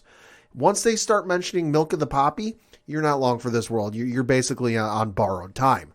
So the pieces have started moving, and it's all coming to a head that, like, you can plan for the end and you can have all these plans for the future, but you really don't have any plans until they actually start coming to you. Yeah, so it's one of those situations that now she's scrambling as much as she can. The marriage proposal is kind of out the window because everybody's fighting that. Yeah. They're now having a meeting of the minds between all the families involved. So obviously, since Corlys is off the table, you see his brother is there trying to defend the house's name. Right, because he's like, I'm more of a brother and more of a blood relative than she is. Yeah, and just really digging into it. And he is not pulling his punches, too, because he is just... Phenomenal performance. Oh, my God, man. He absolutely stepped his game up and then some for this. I can't stress this enough. Well, especially when he gets up there and eventually it's like, I think the Hand of the King is the one overseeing things, but then Viserys shows up, and everyone's like, holy shit, he's here. And he uses like every ounce of strength he has to get up there. And he's like, hey, listen, cut the shit. These are my grandkids. They are who I say they are, and Rhaenyra is the rightful heir and blah, blah, blah, blah, whatever else. And he just looks at him and goes, listen, you run your house how you see fit. And I'm paraphrasing, keep your fucking paws off my house. Yeah. He just goes completely all in about this. And I love the fact that he was just like, I don't care. He's like, fuck your life. Yeah. Get out of my house. Exactly. Because he's just basically said, like, you are doing nothing to help me and what I'm doing here. Will Johnson absolutely crushed it this episode and really brought all the intensity to the court, because he is basically saying, look, they look nothing like our family. Rhaenyra's kids are all bastards. Yeah. And then he doesn't stop there. Well, he goes, and the actor even brought this up after the thing. He's like, listen, it's the pink elephant in the room that, like, they look nothing like their father, and he goes, listen, these kids are, and he pauses, and Daemon, Matt Smith, looks at him and just says, say it. And he goes, bastards. And he goes, and furthermore, she's a whore. And the you can hear the pin drop in the room. And so then you just, the camera goes in front of him and you just see a sword come out of the corner, slice his head in half to where it's all you see of the upper part of his head is his tongue. Or no, sorry, jumping ahead of myself. Viserys gets up and gets pissy, pulls the dagger out and he goes, I'll have your tongue for that. Cuts back to Daemon, and then he gets his head sliced in half. And you just see Daemon standing behind him, and he goes, he can keep his tongue. The body drops to the floor, and the guards start freaking out, sees his weapon, and the Daemon just goes, it's all right, I'm dropping my weapon. No, you got that wrong, because he goes, it's Morbin time. Oh, Jesus Christ. And he went in. I will say this, Will Johnson, after the show, had the funniest explanation for that. He's like, yeah, Matt Smith might have got me, but my back was turned. He did say like that was like, I was like, man, that was awesome. But you're right though, Damien is not having any of this nonsense. Well, it's like he started talking this shit, and he called the kids a bastard. I'm like, all right, well, you're at least losing a limb. And then he called Rhaenyra a whore, and I'm like, well, that man's dead. Yeah, it's like he just signed his death warrant. And, signed, sealed, delivered. Yeah, because Damien just does not give zero fucks about anything, and he just took hands in his own case, and then they're going out to celebrate after, because basically any challenge to the throne was just killed off right there. That nobody's coming back. Like I said, Princess Rhaenyra, her support doesn't really mean a damn thing. Obviously, since Corlys is off the table, that's gone. Vermont is definitely off the table now. So the chess pieces are getting removed. And then you have the final dinner where the Hatfields and McCoys of the Game of Thrones universe are now sitting there. Alicent's kids with Rhaenyra's kids. And you can feel that tension simmering the entire time. Oh, yeah. And Varys is like, everybody give each other a toast. Like, welcome your family here. Because it's been 6 years since they've all seen each other. Yeah. And old wounds die hard. Well, and especially earlier in the episode, when Alicent first meets Rhaenyra and Daemon after it's been 6 years. Alicent even brings this up. She's like, oh, it's so nice. Like, she even said, and Christ, I could feel the temperature drop in my apartment. Alicent goes, and I'm paraphrasing, she goes, oh, it's so nice of you to grace your presence grace your presence with us after so long. Yeah. And it's like, well, fuck it. And then Matt Smith, not missing an opportunity to drop the temperature even further, goes, yeah, nice of you to give us a welcome for us gracing your presence. Yeah. They immediately start digging in. Once Viserys leaves because, well, he's too sick to stay there because his face is falling off and he's dying. Like, to see him struggle to get to the throne was something. Yeah. And obviously you knew he was on borrowed time. The fact that he held on this long, I was actually pretty surprised. It's a weird thing, but he did. But the minute he leaves, Aemond, one of Alicent's kids, does the Seth Rollins to Matt Riddle. He does the Jon Jones to Daniel Cormier. He's like, oh, he's gone? Yeah.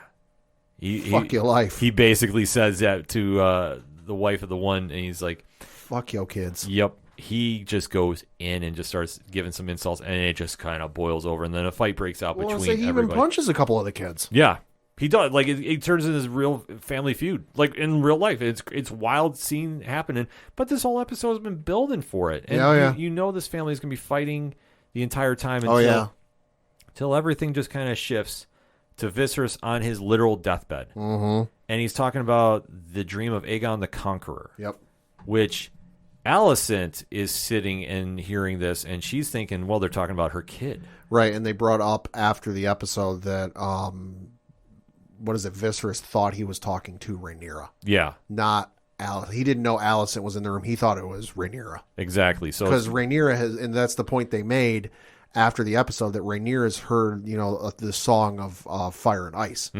Alicent's never heard it, so she has no clue whatever this is about. Yeah, so it's a situation like that you're kind of going, okay, what are we doing here? So now the seed has been planted for the misdirect here, and then you see that Tyla is overhearing everything. Oh yeah, and she is now telling Mysteris, who has the connection to Daemon, of course, all this information. Meanwhile, the parting shot is a decrepit Viserys dying right there. Fade to black. And in case, yes, he is dead, because the preview, they outright say it, like in the first 30, like not even first 30, first 5 seconds, the king is dead. Yeah.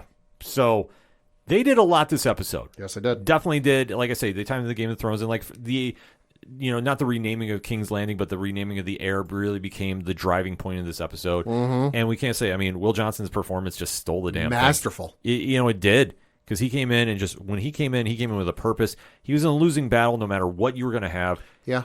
But it built up where Daemon just took that whole family off the board in one foul swoop. And then you're building the tension between Alicent and Rhaenyra. That's going to be the battle for this entire series. Oh, yeah. Moving forward. Oh, yeah. But, give the devil his due. Paddy Considine did his thing. Like I said, could not be, say anything bad about his performance here. They finally gave him something to sink his teeth into. Because I have hated how he's been written on the show, but like I said, he has done a masterful job this episode. The makeup they did, Jesus. Yeah, he should be. Paddy Considine should easily get an Emmy nomination for this episode alone. Yeah, this episode was awesome. I think the other big one we're going to get going forward is between Aemond and then also Daemon. Yeah, I think that's going to be a big one going forward. Yeah, he's probably been for a fight. Like, that's the one thing he's in there. It's Morbin time, and he is ready to go. Jesus. On that note, though, let us know what you thought about the latest episode of House of the Dragon, the Game of Thrones spinoff, entitled The Lord of the Tides. Hit us up on the hashtag ODPH pod. We're going to take a quick break. We'll be right back.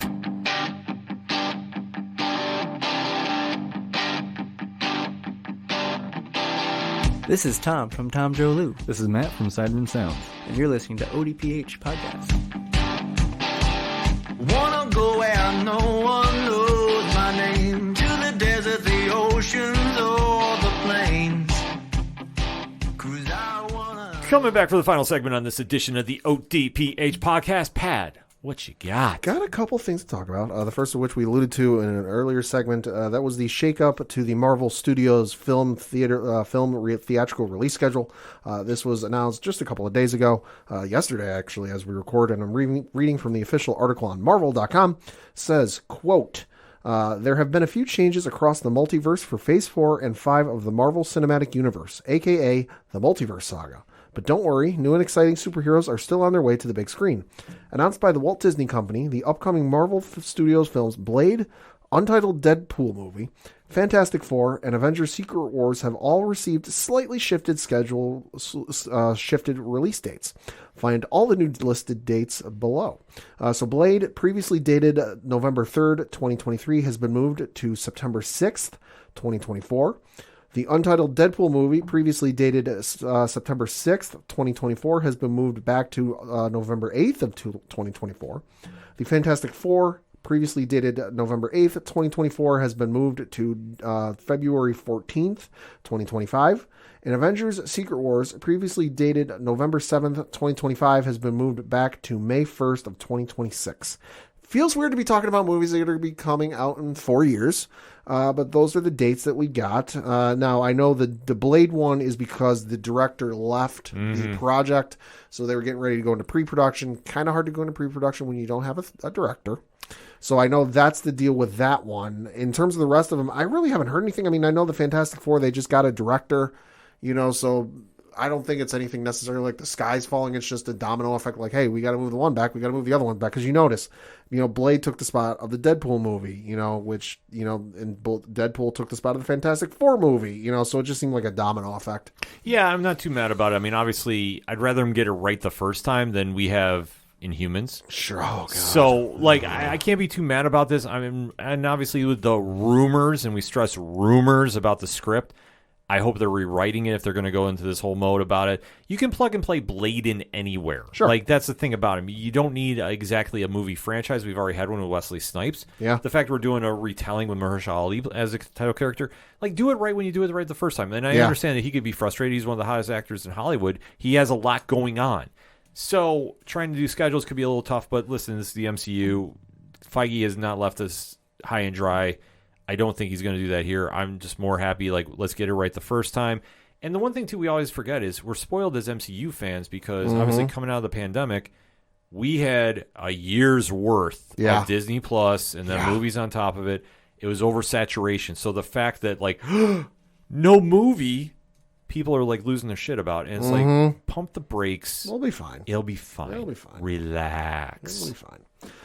Then with Lord of the Rings, Rings of Power, we got the penultimate episode last week titled The Eye. Wasn't necessarily as crazy as the one prior, but still really good, setting up for the season finale, which is going to be fucking bonkers.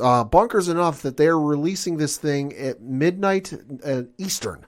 Not the typical midnight Pacific. Oh, not West Coast. No, they're dropping this thing at midnight Eastern. Interesting. And I would not be surprised. I have not heard anything, but I would not be surprised if they drop this thing at 9 p.m. Eastern. Just to get the buzz really going for the entire, night and day. The episode 7, The Eye, phenomenal episode, really setting things up for the season finale. I don't want to spoil anything, but there's 2 scenes in the final couple of scenes in the episode that are really setting up for some major stuff that are going to be fucking nuts. The show's been amazing thus far. I know they started season 2 last week or over the weekend, so super excited for that. But the show's been top notch and amazing. The one thing is, Pat has been championing this show since day one, so if you want to talk more about him, hit him up on Twitter. He will get into those conversations with you. I have fallen off on the show a little bit. Not that I'm disinterested, but I've had a lot going on. But everything I've heard, especially the past couple episodes, everybody's been ranting and raving about. Oh, yeah, it's been phenomenal. It's some of the best television I've seen this year. So we'll definitely have to be talking about that when it comes up. But yeah, no, I definitely want to go back and check this out. Like I say, Amazon Studios has been doing some really great stuff this run. So definitely excited to hear what the reaction is going to be, and definitely hit up Pat on Twitter too at Meslin he will definitely discuss this with you a little more in depth. Yeah, people have certainly, like you said, been tuning in because the head of Amazon Studios, Jennifer Salke, did an interview with Variety, and Variety did bring up, quote, 1 month in, how do you feel about the performance so far regarding to Rings of Power?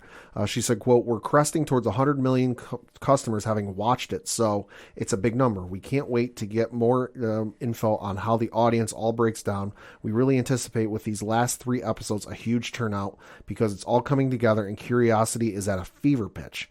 And these last few episodes are the strongest in the season because they're not just about the setup, they're excellent, close quote. So listen, it's gonna, like, just from what I've seen with the episodes themselves, it's gonna be fucking nuts. Yeah, definitely. I don't want to be there for this. Yeah. And then lastly, certainly not leastly, big week at the comic shops for Star Wars. Got 3 issues out this week. Talk to me, Pat. Yeah, so you've got Star Wars issue number 28. This from Charles Soule, back on the main line, which the description of this is the calculus of loss. The price of freedom is examined as the Rebel Alliance comes to understand the true scope of the threat against it. 3PO enters into aggressive negotiations, and Luke Skywalker embarks on a desperate mission that will test his growing Jedi skills to the limit. I am showing Ken the cover art on this. Yo, that looks dope. Luke Skywalker's in Imperial officer's uniform. Who is the artist on that? The cover artist is E.M. Gist. Oh, dude, that looks phenomenal. Yeah. Holy shit. It's really awesome. Also this week, you've got Star Wars The High Republic issue number 1. This is the same title, new era, because this is kicking off, I guess you could call it, I think it's phase 2. They're doing the High Republic, they're doing phases kind of like Marvel does. So this one written by Kevin Scott. You've got the description of this is a new chapter begins for Star Wars The High Republic. 150 years before the fall of Starlight, another beacon burns bright in the galaxy, a beacon of faith and spirituality. Jeddah, the Pilgrim Moon, the Kyber Heart. But tensions are rising in the Holy City and dark days are to come. Jedi Vildermac, a Jedi safe and secure in who he is and what he could be, arrives at Jeddah's fragile peace begins to crumble, but a nightmare awaits, a nameless terror that will become the stuff of legend. So this is obviously the start to phase 3, which is going to be kicking off with the books here, and I want to say it's maybe like the end of November, beginning of December, something like that, but super excited for this. The High Republic stuff has been some of the best storytelling they've done. Highly recommend you check that one out. And then lastly, certainly not leastly, Star Wars Visions 1, issue number 1 from Takashi Okazaki, which it reads, Takashi Okazaki from Afro Samurai is continuing his storytelling from the acclaimed Star Wars Visions episode, The Duel, featuring the Ronin. The mythology of Star Wars infused with elements of feudal Japan make this issue a must-read for Star Wars and manga fans alike. I am showing Ken the cover art on this. How cool is that? Yo. This looks awesome. That looks incredible. Yeah. I mean, Visions, we're big fans of. I mean, for taking the Star Wars mythos and really going in a different direction with it, I think they really hit their stride. Like, it's just something cool and something different. And I always like seeing that because we have already seen basically everything you can with Star Wars. Kinda, yeah. But when they do re-envisionings, like, I think it's very cool. It's much like with Mortal Kombat's Legends. Yes. Like, that is an Elseworld story, but not on that kind of level like you see here. But like, there's some similar tones. But with what they're doing with Visions, I mean, for Marvel, Star Wars, I think that's super, super cool. Super awesome. So for mine, I'm going to piggyback on the comic talk from Marvel this week. Daredevil number 4 is generating a lot of buzz. So it's Chip Zdarsky's latest epic going on. Some spoilers are out right now about it, so I'm going to just say this. There's a big moment that happens. It's one that fans have been kind of sort of waiting for a little while. I definitely want people to go out and read it and then interact on ODPH Twitter. Like, sure. I have no problem talking about this. I don't want to ruin it because obviously it's the first day it came out. But something big goes down that I'm kind of like, okay, I was not expecting. But, I mean, Chip Zdarsky does amazing work, so I'm not doubting that. From the DC side of things, Batman vs. Robin number 2 has really been a book to check out. Mark Waid's really going a lot of crazy places with it.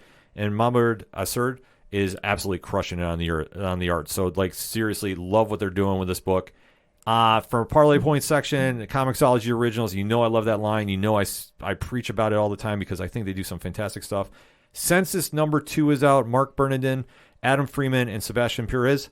Listen, the lovable loser of Liam Malone and his trials being a Census Bureau representative have not stopped with the laughs and the motif of the lovable loser. Like I say, just he finds a way to make you root for him, even though he is just absolutely down on his luck, and just the places he has to go, taking the census of the supernatural has just been awesome. I really enjoy this book. I think there's a lot of humor in it, and just some, interesting takes that they have. Like I say, I really can't recommend this book enough. It's something different, so it's not for everybody per se, but I would say give it a shot on Comixology Originals. I always preach about that line, and for rightfully so, one of the best lines on comics, bar none. And my last pick, this is bittersweet for me. Once and Future number 30. Okay. Now, this is the conclusion of the series. Oh, wow. And I'm just trying to find, Pat, some crazy artwork by Dan Mora, because look at all this stuff that he is doing here. Wow. Like I say, that's a lot. For what they have done with Bridget McGuire, who I thought is one of the best written characters of all the comics, and the tale of King Arthur coming back, and how they all intertwine this together. Kieran Gillen and Dan Mora absolutely have made this book a must-read each month from Boom Studios. Dan Mora, I've gone on record and I said I think he's the best artist in comics right now, bar none. I don't think anybody is really doing the amount of stuff that he's doing on this level at this moment. Not saying that there isn't great artists out there, because I think that there are. But I think for what he has been doing, like this work in World's Finest for DC, and I know he's going to be drawing the Mighty Morphin Power Rangers Teenage Mutant Ninja Turtles crossover coming out later this year. He's at the top of the game right now. Like, he is just absolutely killing it. And this book leaves nothing left behind. It's a bittersweet issue because, like I say, I'm a huge fan of the series. And when I knew it was coming, because it's been building up in that story, they definitely ended on a high note. No spoilers involved. I'm just going to tell you, get down to your local comic shop and go pick it up. And as always, we say, go support your favorite independent podcasts and go support your favorite local comic shops. Before we end, though, Pat, there was some news that came by the wire that I want your opinion on. Okay. So we got a press release about DC Universe Infinite. Okay. And they're now rolling out DC Universe Infinite Ultra. So to quote the press release, DC Universe Infinite is getting better with the introduction of the brand new Ultra tier launching today. DC Universe Infinite Ultra, that's a mouthful, so I'm just probably shortening it up to Ultra. Subscribers will be able to read the latest releases of DC just 1 month after being available at the comic shops. Holy fuck. So starting today, the tier members can read books like Black Adam, numbers 1 through 4, Batman Beyond the White Knight, 1 through 4, Flashpoint Beyond, 1 through 5, The Nice House on the Lake, 1 through 9, and much, much more. Plus, in mid-November, Ultra subscribers can read more than 5,000 exclusive titles from Vertigo, Black Label, and collections from DC, including Sandman Presents, Dead Boy Detectives, 100 Bullets, American Vampire, and more. Ultra tier is available for a special limited time introductory price of $100 a year in the U.S., $119.99 in Canada, $134.99 in Australia, and $134.99 in New Zealand, and in the UK it's £72.99, I believe. Okay. So plus Apple taxes. Right. Yeah. So the pricing rate is available from now until November 28th. So what I'm going to actually it remains valid as long as your Ultra subscription is good standing and you do not cancel. Current subscribers can upgrade monthly and annual subscriptions to Ultra. So Pat, what I'm curious what your thoughts are about this. What do you think this means? Like, what is this impacting you? I mean, it's wild to think of that. Like, you will have a service out there where like you can get stuff that quickly ahead of time, But hey, if you're that big of a DC fan and like you can't wait however long it is for it to hit the service normally, it's usually 3 months. If you're that big of a DC fan, like, hey, more power to you, go for it. But if you can stomach the wait, then like I understand sticking with it. It's wild to think of, and it'll be interesting to see how it goes. It's the first instance of its kind that I can think of. Yeah, same here. Outside of like a Comixology where like you can get the stuff you can pre-order the stuff weeks ahead. But in terms of like, hey, you just pay one monthly fee, it's all right there. It'll be interesting to see how it goes. And if it goes well, I mean, I could see Marvel doing the same thing. So it's an interesting litmus test. It's a very, very interesting litmus test, but it's one that I think gave me a little trepidation early, but then I reminded myself of something. We always preach about Comixology originals, and rightfully so. That's one of the best lines in comics. And it's something that Scott Snyder said last year at NY Comic Con that I want to just kind of bring back in tenfold. we live in, and I'm paraphrasing a lot here, but the main gist is we live in a digital age, and we get into these situations where this is a great way to test out a book if you like reading it. There's also nothing like going to a comic shop and picking it up. I don't think this is going to be the death of comic shops by any stretch of the means, because if you're a true collector, and trust me, if you want verification that this is still a very viable medium, go to a New York Comic Con one year. Yeah, really. Go walk around Artist Alley and see how many people are getting stuff signed. If you really think this medium is dead, it's not. It's evolving. But one thing I think that we've seen with the success of the Scottober line, especially, is you're now seeing DC follow suit almost in a reverse order. You can go for the print, but if you want to wait 1 month and read it, you'll read it. But there's nothing like holding a comic book or going to a shop that you can replicate on that app. Like, it's great to read for me, like, especially I'm on the go a lot. I'm reading a lot during my breaks at work and such. Like, a little peek behind the curtain. That's how I do my reviews. But this is where I can go dive into a book, and I can definitely catch up, and I can do a lot of more interactions with that. But I still love going to a comic shop on New Comic Book Day, going in there, talking with our guy Justin from Justin Credible Cosplay there at Sound Go Round. I'll give a free plug them. And just having that experience and talking about the books, like, what did you think about this? Talking with fellow fans, like, yo, did you pick up this Radiant Black? I know we're talking Image Comics, but this is the one that I always get into because they talk Massive Verse down there all the damn time. Nothing wrong with it. It's just that's how good that line is. But that's the example. Like, you go out there and you can buy it. Like, if you did something digitally, like we're talking Batman. Yeah. Right now, Chip Zdarsky run. Everybody's, really amped up about it. Okay, so we're having those conversations while we're picking up the book and we're expressing that fandom. You can't replicate that online. I mean, obviously you can do chats and whatever, but it's not the same. I don't think that medium's going anywhere, but I think this provides a great way for fans to get their comics to, and especially if you're not able to get to a comic shop every week, this is a great way to still support the medium and still pick up books. I think this is going to be a good thing. I don't think this is the death knell by any means. I know some people were really worried about it, but I think this is something that I'm already a subscriber to Infinite.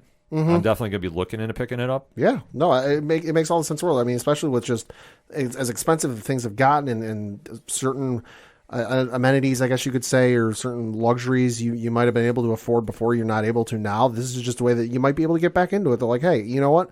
I'm not able to pay 40, 50, whatever bucks it is, a month. But hey, if I got this one fee they're going to pay for the year or for the month or whatever it breaks down to, then hey, this might be the way for you to get back into them. Exactly. So I definitely recommend checking that out, but I will always tell you first and foremost, go support your favorite local comic shops, always and forever. But listen, if you can't get down there that often, this is a great way to do it. And if you find some book on there that you really like, go down to your LCS and go pick it up. That being said, we will keep it very short and sweet. For anything and everything that is the ODPH, swing on over to odphpodcast.com. That's all we got for this week. So for the one only Padawan J. Just want to give a quick shout out to a listener of the show, Matthew, go Terrapins. I'm your host, Ken M. Thank you as always for listening to the ODPH podcast, better known as the Ocho Duro Parlay Hour. See you next time.